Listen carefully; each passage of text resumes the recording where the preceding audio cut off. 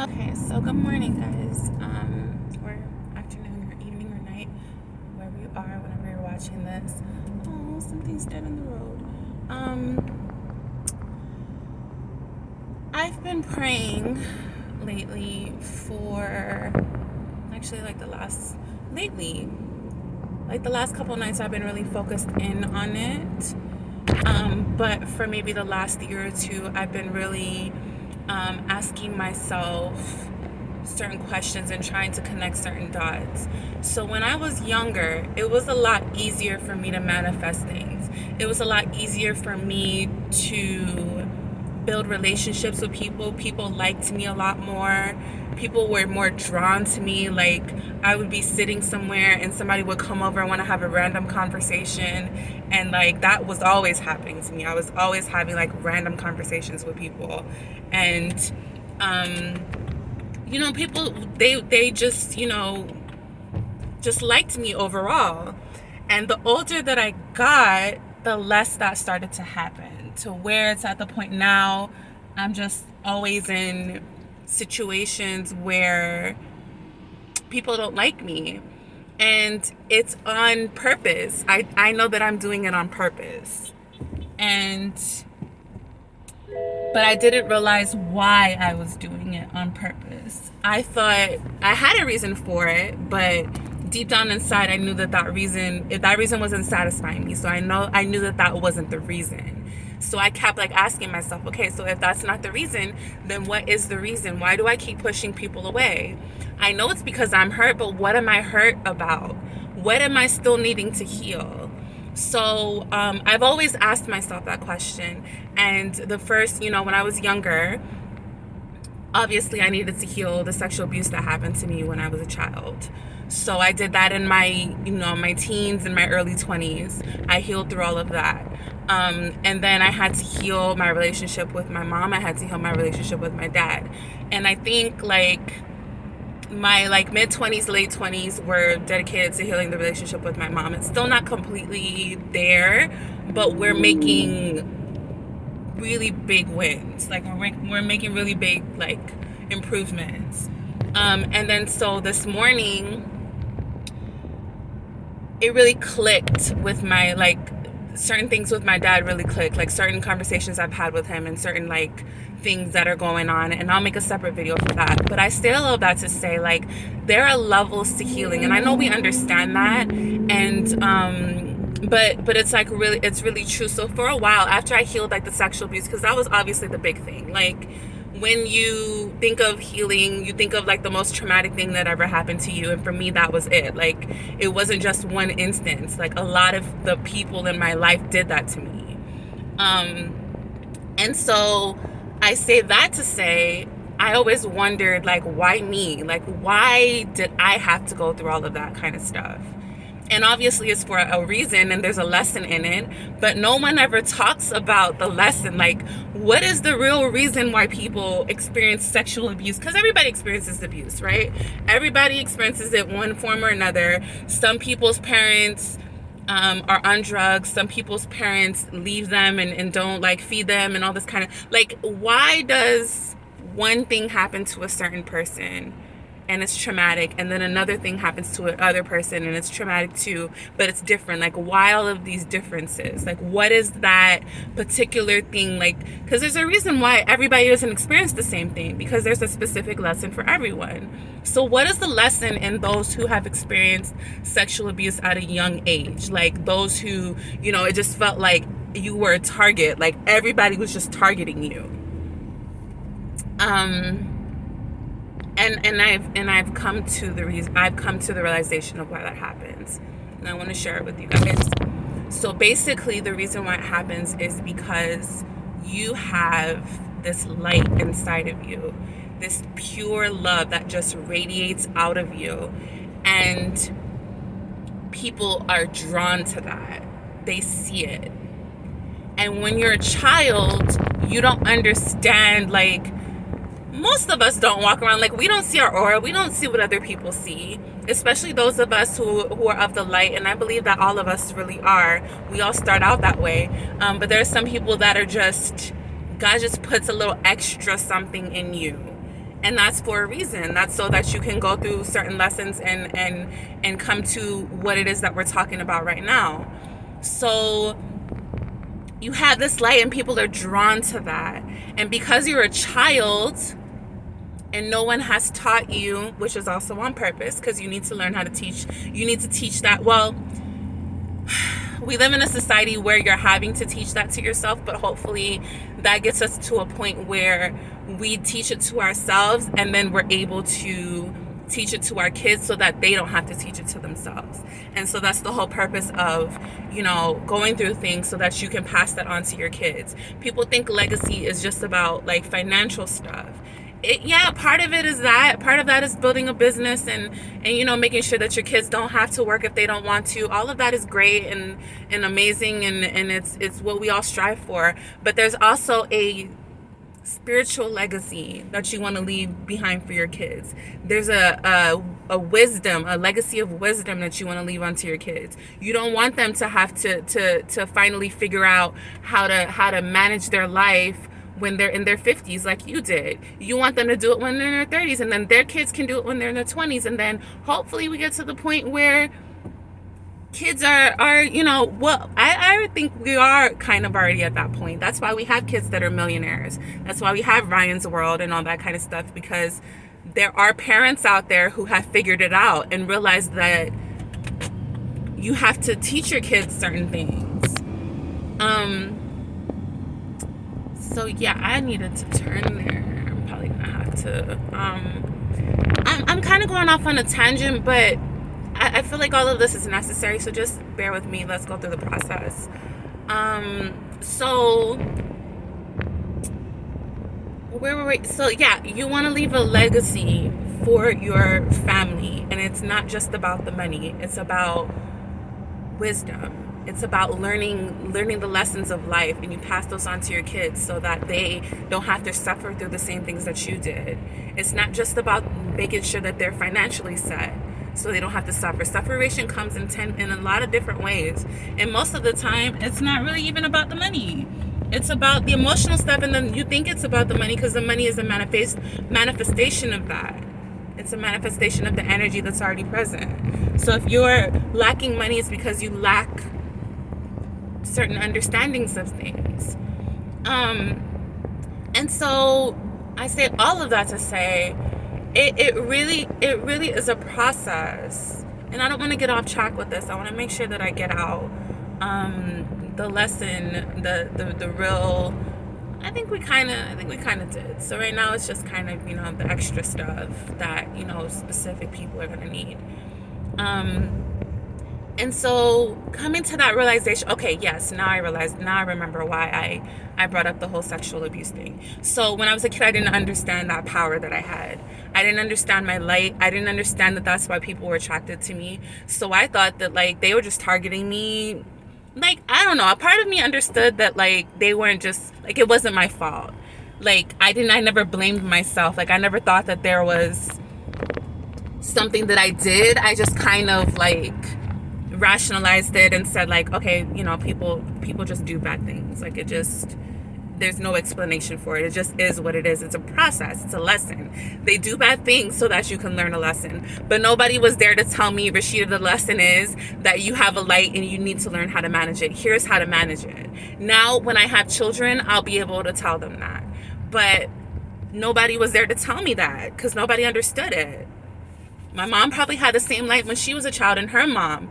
And that's our legacy that we're passing on to each other. That light, that beautiful spirit, that loving, nurturing spirit. And because we don't know how to, I'm getting emotional. And that means that that's the truth. That means that we need to know, we need to learn how to manage that, because people will take advantage of it. And it's not their fault. They take advantage of it because they are drawn to it. And because they don't know how to manage that light and that beautifulness within themselves, or because they don't have it, it's been snuffed out, they want to steal it from you. They want to take it from you because they're so depleted. And that's where all this stuff comes from. So I really think that that's what causes bad people. That's what bad people, that's where it really comes from. The light has been snuffed out in them, and they see yours and they're like, oh, let me go over there. And it might not even be to take it from you. It might just be to just get a little, like, just get a little something. Like, and so that's what our purpose is. And I've always understood that, like, I always try to give love, and I've always tried to be nice to people when I see them. But I think that it got to the point where I still felt like I needed to protect myself. Like, yeah, I can give love, and I know the importance of it, and I'm willing to do it, but only on certain conditions. Only like, my hand is still like, there's a certain amount that I'm willing to give, because I know that, because in the past I've given, and I ended up with my cup empty. And then so I thought that the solution for that was, okay, maybe I might just give a little bit here and there. And then, shut off, like, at a certain point it's cut off or whatever. I thought that, like, maybe there was a finite amount of, or limited amount of love that I was supposed to give to people, so that boundary of don't abuse me would not be violated. And I think that this is not just something that women experience. It's something that men experience as well, because men, they go through all forms of abuse as well in their childhood. It's not just us women. We talk about it because we're more emotionally driven. We're more emotionally supported. So we talk about it, but it happens to men as well. And I think that that's why a lot of times they're closed off, because they think that, like, sharing, it does open you up. But what I realized this morning was, that was the last piece of healing that I needed to do. Realizing that I don't need to protect myself by, limiting the amount of love that I give. Because, like, I have this thing where I'll give everything. Like, I even mentioned it in a video. I give everything to the students that I teach. And that's not because I feel like they need it more than my man, or than the man on the street, or than the women on the street that's, homeless. It's not because I feel like they need it more. It's because I feel like it's safe to give them love. They're not gonna be able to abuse me. If a child were to touch me in inappropriate places, I could be like, okay, well, they just don't understand that you're not supposed to do that, and I can teach them. If an adult does that, it feels different. It feels like a violation, because you should know better. You should know not to touch me. And because I didn't have the tools at certain points, and the key point is that it brings up old past trauma of when I was a child and I wasn't able to protect myself. So when adults do it, that's why there's a trigger there. And there's not a trigger when kids do it. Because there's a day I was at a school, and I was in a classroom, and there was a kid there or whatever that had some interesting behaviors. And he's very, like, I don't know if you guys have ever been around or dealt with kids who have autism, but he was very sensory. Like, he liked to touch and stuff, so he liked for me to tickle him. So I was tickling him, and he, like, came to sit on my lap. So he was sitting on my lap, and then he starts, like, touching my breasts, and he licked me. Like, he did a lot. He was doing the most. And it didn't make me feel uncomfortable. I was just like, no, thank you. Like, I didn't blow up at him. I didn't do, anything extra, because he like, and maybe he did know what he was doing, but, like, that, the way to show love was, just tell him no, thank you. And he got what I was saying. And I think he also appreciated the fact that I didn't blow up at him. And, oh, why would you do that? That's so inappropriate. He's a child. Like, just remind him that there's a boundary there. If he's already aware and he's trying to test it and push it, remind him that there's a boundary there, plain and simple. And so that's what we can do as adults. Adults, we don't just grow out of that wanting to test boundaries phase when we become an adult. It's still there. when we grow up. Just like it was there when we were kids and we tested adults with our teachers and our parents, and we pushed boundaries and we wanted to see, like, what was really going on. We still do that as adults. And so the way to navigate that is going to be to just reestablish the boundary. Because like I said, the healing phase is layered. So when I realized that I needed to put up boundaries, I'm trying to figure out how that really works, what that really looks like. So when a boundary is tested and you're still trying to get your footing in like setting boundaries, you start questioning the boundary, you start thinking if that's and then that's the whole process of, like, healing that and figuring that out. And then, how do I get in the teacher's parking lot? And then, I'm gonna have to restart this video at some point.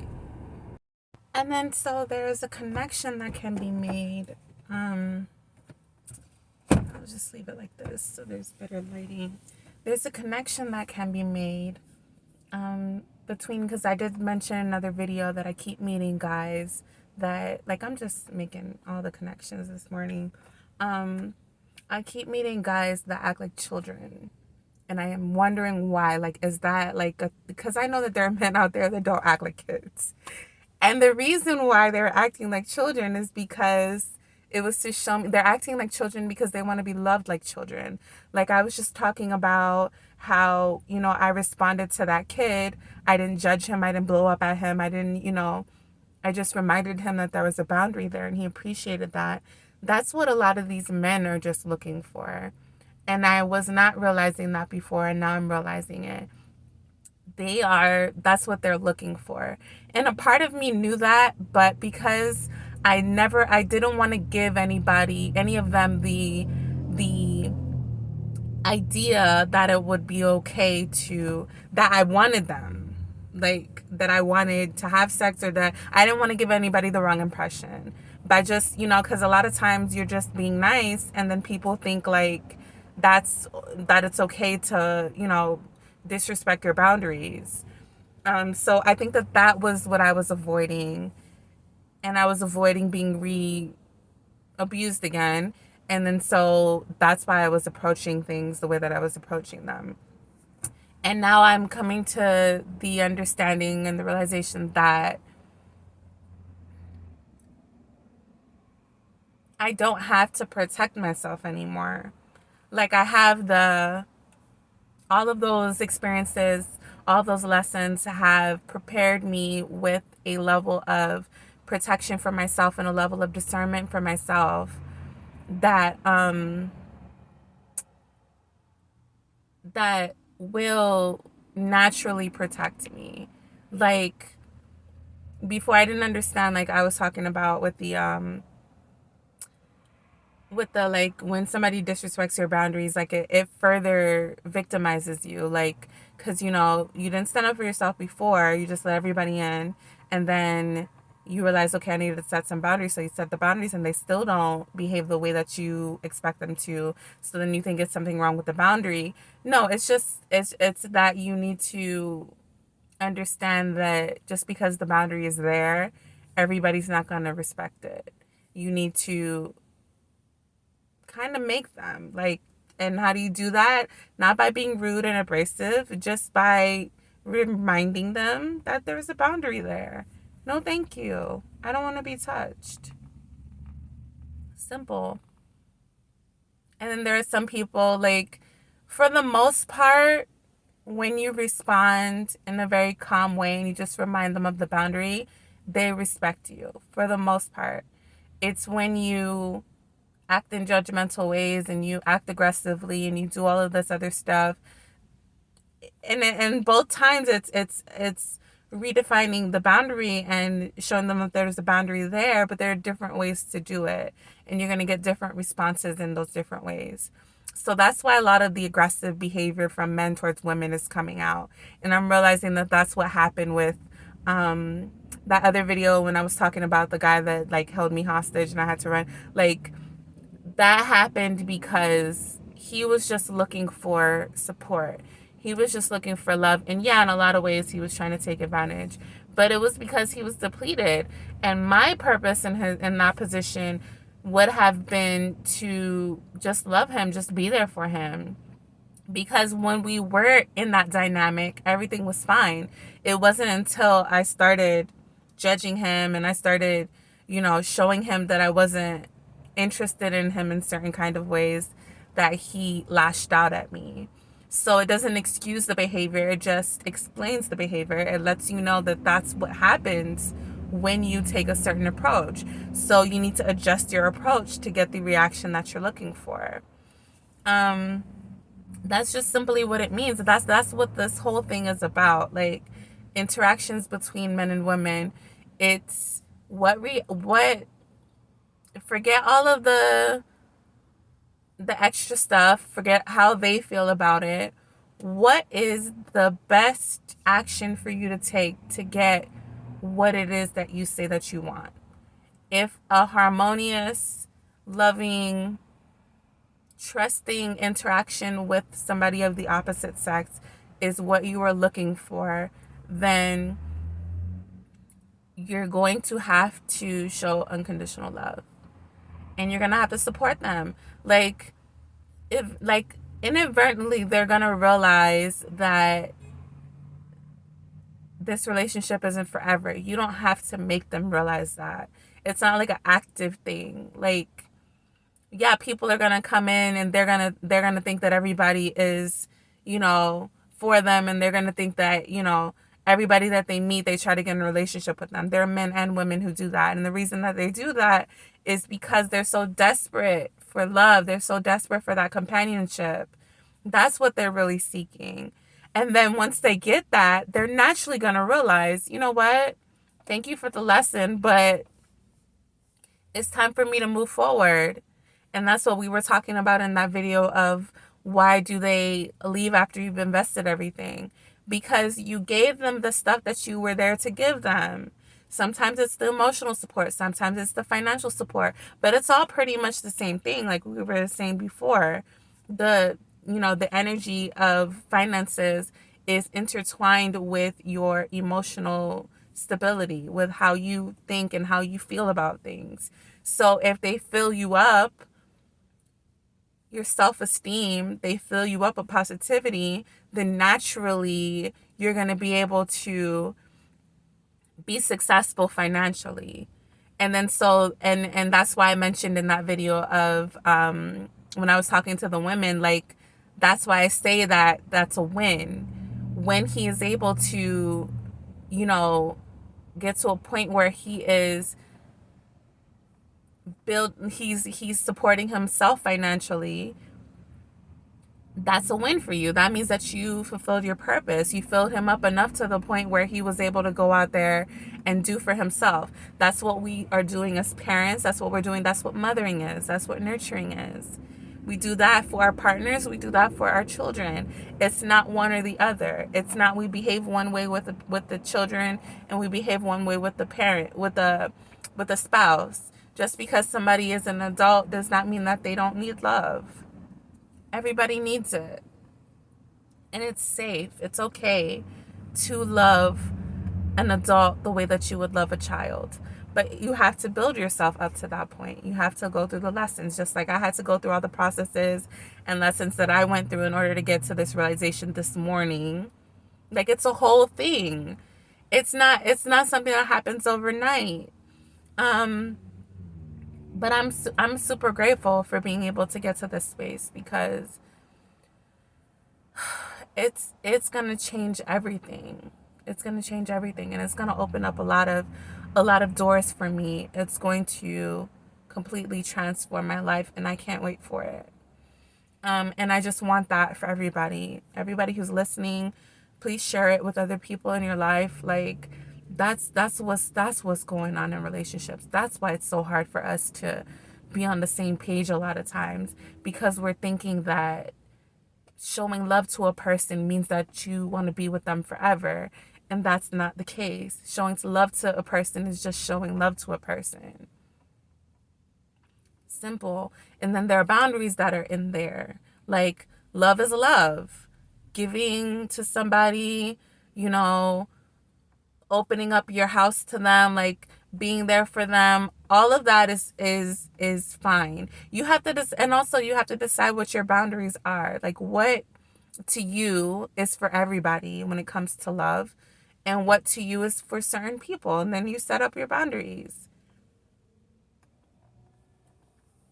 As a woman, like, I give love to everybody, but I don't give my body to everybody. There's a difference. So then if I'm not giving my body to everybody, then I'm not, then that's where the boundary is. So, but I don't have to, like, get mad at people when they don't want to respect that boundary, because there are some women out there, there's some people out there who don't mind giving their body to everybody. They don't see it that way. And so we have to respect that that's what their process is. But for me, I can't look at everybody else and make my decision based off of what everybody else is doing. I know that personally, I don't want to give my body to everybody. I want to give it to the person that my body is for. And that's it. Just one person. Like, I don't want to, and then it took a lot of things for me to come to that understanding and realization. But now that I'm here, it is what it is. I don't want to be for everybody. So, and I think a lot of us, like, don't, like, and then so the processes and the journey is about learning, okay, so I don't want to be for everybody. What does that look like? But I want to love everybody. I don't want to be for everybody. I'm not for everybody, but how do I balance loving everybody and them understanding that doesn't mean I want them to touch me, or I want them, like, I want to open myself up on an intimate level to them. There are levels to it. Giving people things and being kind and, sending a good morning text, like, all of that is fine. I can do that with anyone, friend, whoever. But then now I know that, because I've always been aware that that's going to make a guy like me. And I've always been afraid of that. Like, if I send you the good morning text, I know that I'm building you up for the next woman, but you think that I'm building you up for me. And I don't want to have to deal with that. But now I understand, like, if it gets to that point, then just have the conversation. Look, I'm just building you up to build you up. I'm building you up for the next woman. Simple. You're not mine. You're not mine, but you came here so that I can give you what you need to get to her. So here it is. And then you can go on about your business. And so that's where I'm at with it right now. And I think that is, that's a win. That's a win. And that's going to be, that's